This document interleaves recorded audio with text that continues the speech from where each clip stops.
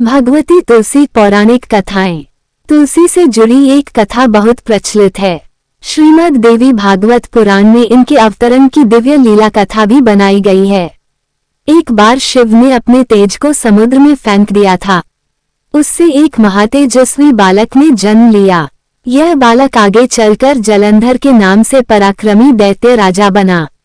इसकी राजधानी का नाम जलंधर नगरी था। दैत्यराज कालनेमी की कन्या वृंदा का विवाह जलंधर से हुआ। जलंधर महाराक्षस था। अपनी सत्ता के मद में चूर उसने माता लक्ष्मी को पाने की कामना से युद्ध किया, परंतु समुद्र से ही उत्पन्न होने के कारण माता लक्ष्मी ने उसे अपने भाई के रूप में स्वीकार किया। वहां से पराजित होकर वह देवी पार्वती को पाने की लालसा से कैलाश पर्वत पर गया। भगवान देवाधिदेव शिव का ही रूप धरकर माता पार्वती के समीप गया, परंतु मां ने अपने योगबल से उसे तुरंत पहचान लिया तथा वहां से अंतर्ध्यान हो गईं। देवी पार्वती ने क्रुद्ध होकर सारा वृतांत भगवान विष्णु को सुनाया। जलंधर की पत्नी वृंदा अत्यंत पतिव्रता स्त्री थी। उसी के पतिव्रत धर्म की शक्ति से जलंधर न तो मारा जाता था और न ही पराजित होता था। इसलिए जलंधर का नाश करने के लिए वृंदा के पतिव्रत धर्म को भंग करना बहुत जरूरी था। इसी कारण भगवान विष्णु ऋषि का वेश धारण कर वन में जा पहुंचे, जहां वृंदा अकेली भ्रमण कर रही थी। भगवान के साथ दो मायावी राक्षस भी थे, जिन्हें देखकर वृंदा भयभीत हो गईं। ऋषि ने वृंदा के सामने पल में दोनों को भस्म कर दिया। उनकी शक्ति देखकर वृंदा ने कैलाश पर्वत पर महादेव के साथ युद्ध कर रहे अपने पति जलंधर के बारे में पूछा। ऋषि ने अपने माया जाल से दो वानर प्रकट किए। एक वानर के हाथ में जलंधर का सिर था तथा दूसरे के हाथ में धड़। अपने पति की ये दशा देखकर वृंदा मूर्छित होकर गिर पड़ी। होश में आने पर उन्होंने ऋषि रूपी भगवान से विनती की कि वो उसके पति को जीवित करें।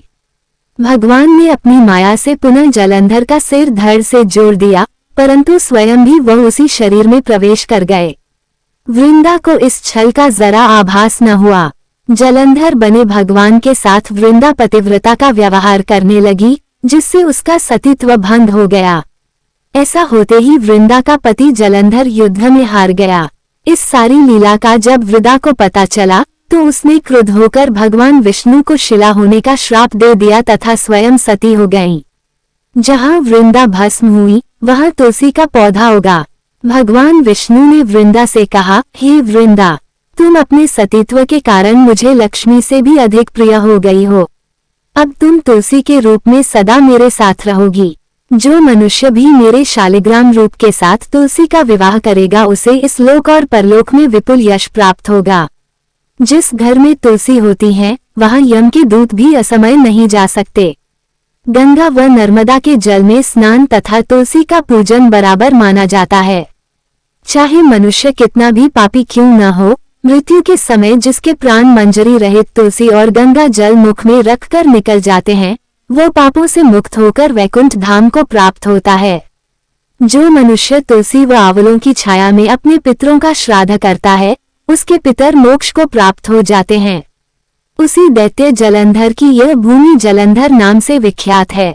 सती वृंदा का मंदिर मोहल्ला कोट किशनचंद में स्थित है। कहते हैं इस स्थान पर एक प्राचीन गुफा थी जो सीधी हरिद्वार तक जाती थी।